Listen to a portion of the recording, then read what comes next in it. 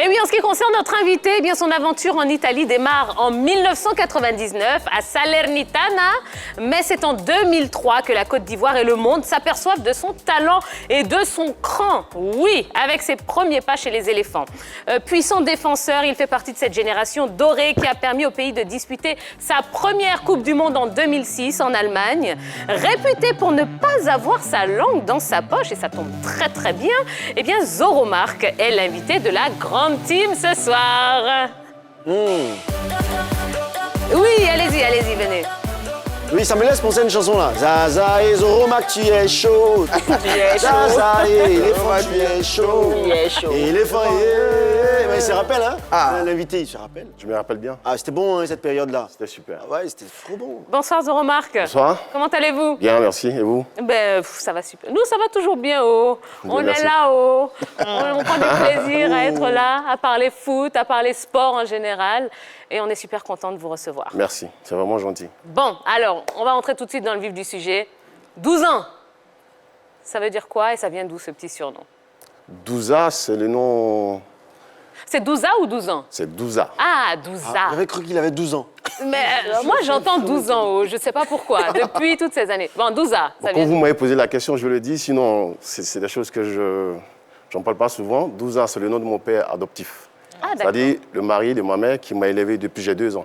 Ok. Donc, comme son nom de famille, c'est Douza, donc tout le monde m'appelait Douza. Voilà. Moi, je n'ai jamais voulu l'appeler mon père adoptif, mais quand vous m'avez posé la question, je le dis.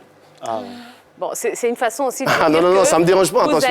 Vous allez tout nous raconter hein, sur le plateau de la grande team. Il n'y a pas de souci, je suis là pour ça. Hein. Eh bien, super. Alors, vous êtes cité parmi ces joueurs hein, qui ont marqué vraiment la sélection nationale. Merci. Pourtant, quand on a regardé un petit peu les chiffres, on a vu que vous n'avez joué que 4 matchs en 2 CAN. Donc, c'était en 2006 et 2008. Aucun match en Coupe du Monde, 2006. Qu'est-ce qui explique finalement ce peu de temps sur le terrain? Franchement, l'équipe nationale, ce n'est pas un club. Si je peux dire, c'est la sélection de plusieurs bons joueurs. Donc, pendant ce temps, on avait des très bons joueurs. Et puis aussi, bon, je peux dire que je n'ai pas eu cette chance-là de jouer plusieurs matchs. Ça ne veut pas dire que je ne suis pas bon. Ah mais ben bon, non, absolument pas. Il y avait beaucoup de choses, donc je préfère taire. Et voilà, c'est comme ça. Plusieurs choses. Oui. Comme quoi? Comme tu joues pas. Non, il faut nous le dire. Ouais, franchement, vous avez promis de tout dire. Non, je dis que, voilà, il y avait des super joueurs. C'est quoi, un problème de concurrence? Problème La de concurrence était trop rude ou pas? On était bons, on était tous bons. Et puis, il y avait l'affinité aussi. L'entraîneur qui arrive, il regarde si... Voilà, je ne rentre pas dans ces détails, mais bon, il y avait des très bons joueurs quand même. Donc, attendez. Non, parce que attendez. Je boule là. Oui. Non. Donc, vous êtes en train de nous dire implicitement que l'entraîneur avait juste ses bons petits dans la sélection Non, et puis il y avait pas du favoritisme. forcément. Ou pas? Vous savez, vous pouvez être... Je faisais partie quand même des rebelles. Et c'était un peu mal vu. Voilà, j'étais quelqu'un qui disait ce qu'il pensait, surtout quand c'est pas bon. Donc, quand c'est comme ça, tu gênes un peu. Donc, voilà, on peut t'appeler comme ne pas t'appeler. On peut te faire jouer comme ne pas te faire jouer. Mais je reste content parce que la Côte d'Ivoire est unanime que je suis un bon joueur quand même. Ouais. Non, mais le mot a été lâché finalement. Il a dit rebelle. Parce que vous étiez au sommet à un moment. Un véritable rock en défense. Un garçon, mais bagarreur, etc., avec un physique impressionnant, à l'image de tous ces grands défenseurs du Nigeria et de la Côte d'Ivoire. Mais on a appris que c'est votre tempérament qui vous a posé beaucoup de problèmes dans les différents clubs où vous êtes passés, parce que vous êtes un garçon, comme vous le dites bien, rebelle et un peu bagarreur. Est-ce que c'est la vraie raison, ça? Oui, je le dis, mais vous savez, c'est pas un rebelle, parce que le mot rebelle est un peu négatif, mais c'est dans le bon sens. Parce que je défendais certaines causes avec des amis, tout et tout. Donc, je le dis, ça gêne. Parce que c'est celui qui refuse la vérité, qui pense que celui qui est en face de lui est un rebelle. Donc, en cela, il gêne, il faut le mettre de côté. Je le dis que je suis fier. Même si j'ai été là-bas 26 fois, mais il y a une fierté dans le cœur. Bon, alors, pour ne pas trop parler en parabole, quels entraîneurs vous ont gêné dans ce parcours en équipe nationale? Non, pas forcément. Vous savez, l'entraîneur, c'est l'employé de celui qui est à la tête d'une corporation. C'est plus au-dessus de l'entraîneur. Voilà, donc voilà, il ne peut que subi ce que dit le patron. Et puis en plus, moi, j'ai eu à travailler avec des entraîneurs qui étaient super contents de moi. J'ai eu en 2008, comment il s'appelait, Gérard Gilly, qui était vraiment content. À chaque fois qu'il ne me faisait pas jouer, il m'appelait dans son chambre. D'accord. Il dit, moi, je te considère comme le meilleur. Donc c'est quoi? C'est Jacques Anouma alors? C'est ce qu'on doit comprendre. J'ai jamais dit que c'est Jacques Anouma.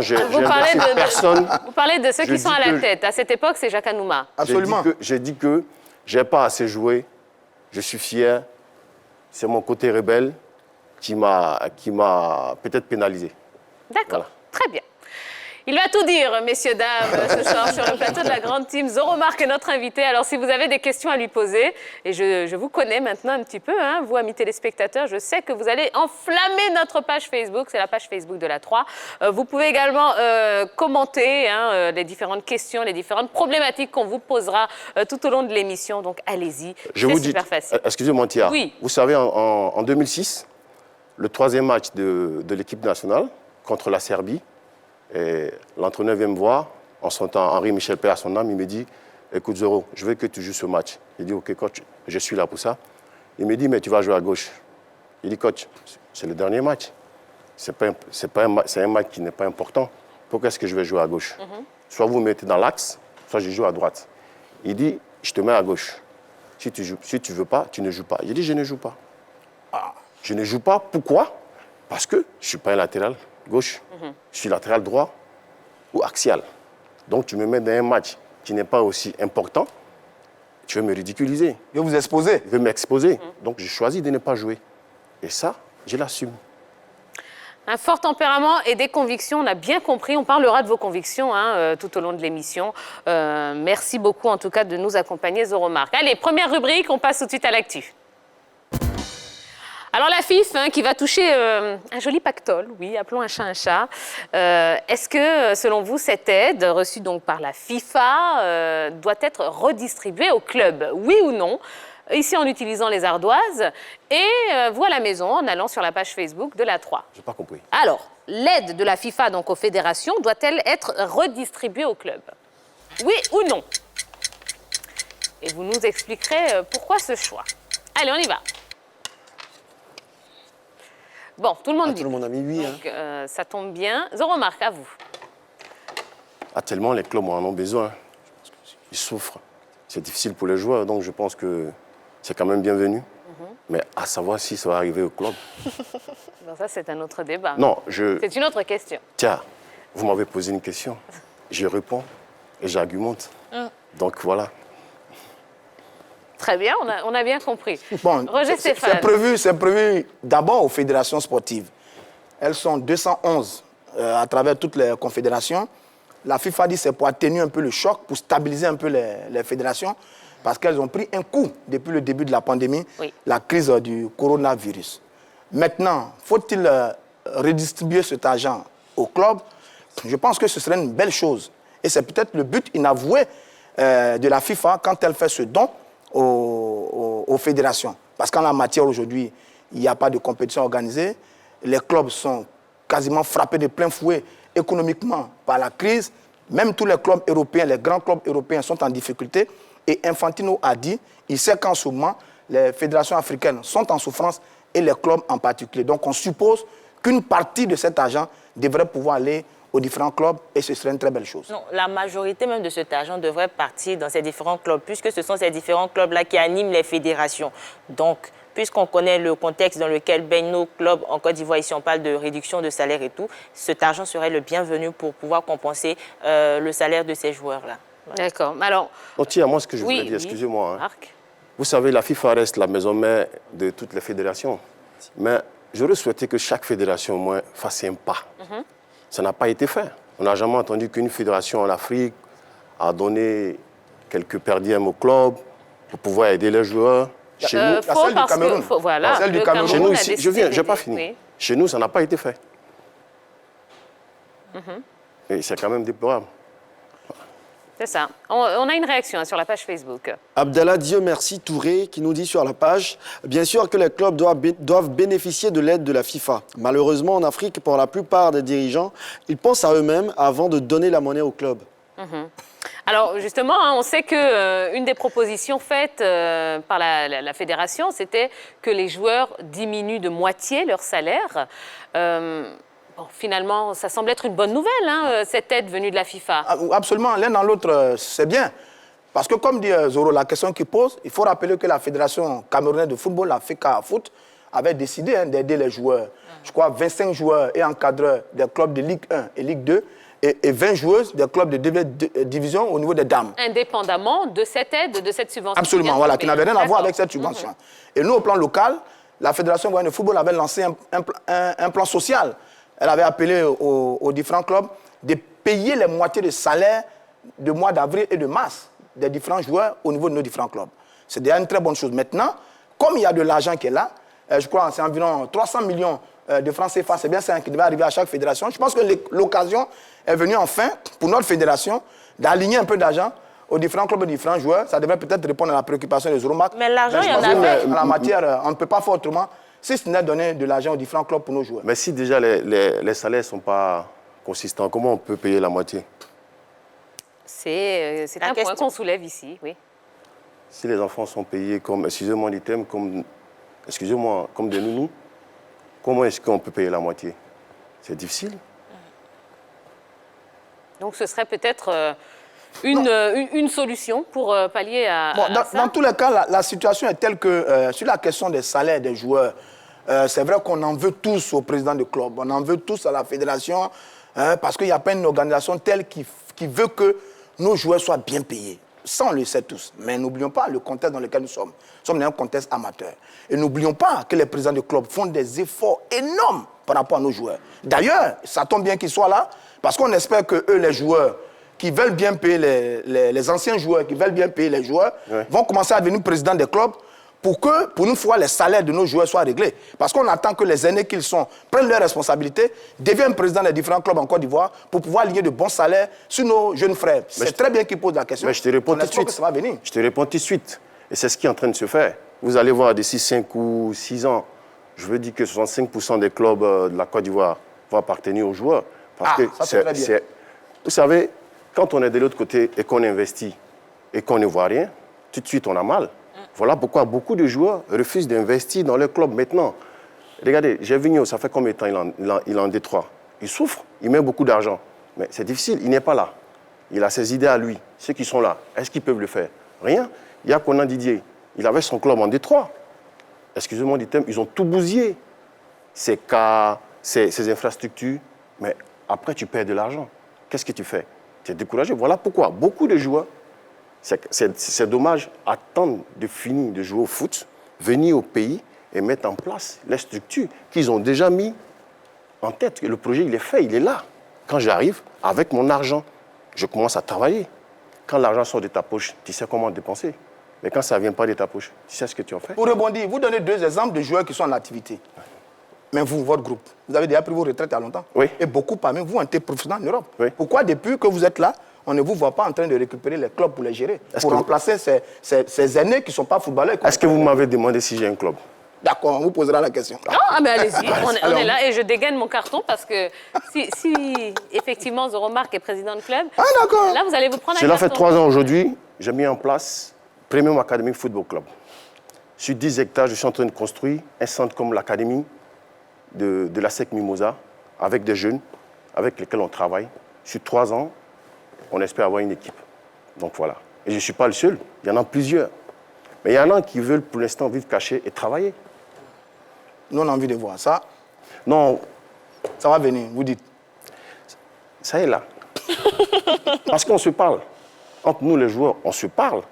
Je ne blâme pas les présidents des clubs actuellement. Mais vous savez, ceux qui sont dans la chose. Parce que pour mettre en pratique un dispositif, ou pour mettre en place un dispositif, il faut aimer la chose d'abord. Si on n'aime pas la chose, dès qu'il y a un problème, tout de suite, on s'écarte. Mais quand on aime, quand il y a des difficultés, on est là. On assume parce qu'on est amoureux. Je pense que chacun de nous ici est peut-être amoureux d'une personne ou d'une autre. Et quand ça ne va pas, ils sont ensemble. C'est comme ça dans le foot. Il faut aimer la chose. Il faut aimer ton travail. Si tu n'aimes pas, c'est mort. D'accord.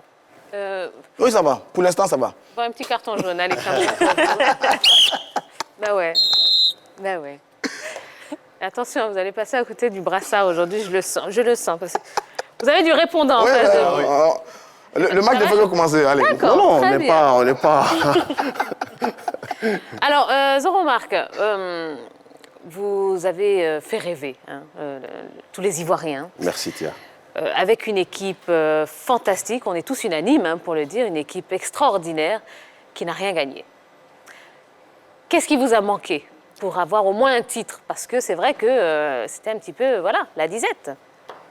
Tia, vous savez, dans la Bible, David a commencé, Salomon a bâti le temple. Nous, on a commencé, on a travaillé. C'est un projet à long terme. Nos jeunes frères sont arrivés, ils ont pris cette coupe. C'est une joie pour nous, parce que c'est nous qui avons frayé le chemin. Et ça, c'est une fierté. C'est vrai, je vous le dis, j'étais assis dans mon salon, quand Kopa et Mac le dernier penalty, j'étais content, mais en même temps, j'étais déçu pour moi. Excusez-moi du purée, je devais être là-bas. Parce que j'ai trop galéré pour cette coupe-là. Vous voyez? C'est pas grave. Alors, vous avez donc eu une très très belle carrière. Par contre, c'est vrai que quand vous êtes allé au Benfica, ça n'a pas été l'explosion. On s'attendait à ce que ce soit vraiment le boom au niveau de votre carrière. Pourtant, ça n'a pas été le cas. Qu'est-ce qui a... Je veux dire, ça s'est passé... Ouais, qu'est-ce qui vous a manqué là-bas également? Vous savez, j'arrive au Benfica après des superbes saisons en Italie. Les 2 premiers mois, je me blesse. Grave. Je reste à la touche, en train de me soigner pendant 8 mois. Je reviens, je me blesse encore. Donc, Benfica étant une grande institution, décide de ne pas trop compter sur moi. Donc, il faut acheter. On investit sur quelqu'un, il n'y a pas de retour, il faut acheter. C'est là qu'on achète. C'est un joueur comme David Luiz, comme Luizinho et autres. Après, je suis obligé de me chercher, aller en prêt, tout ça. Mais c'est des choses de la vie. Donc, franchement, je ne me suis pas fait de soucis pour ça. J'ai plutôt cherché. Vous ne considérez pas ça comme un échec dans votre carrière? Jamais de la vie. Jamais de la vie. Mais les blessures, c'était pas dû au village? Souvent aussi, tu te blesses, après, tu reviens, tu te blesses encore, c'est pas dû à quelque chose? Vous savez, moi, je suis super croyant. Ouais. C'est Dieu qui fait toutes choses. Et c'est comme ça que ma carrière devait se passer. Ah, d'accord. C'est tout. Très bien. Allez, continuons à envoyer un maximum de questions à notre invité Zoromark, qui est avec nous sur le plateau de la Grande Team et qui va nous dire tout. Ouais, il va répondre à toutes vos questions avec beaucoup de sincérité. On le connaît pour ça. Et donc, allez-y, ça se passe sur la page Facebook de la 3. On passe tout de suite au plus d'actu.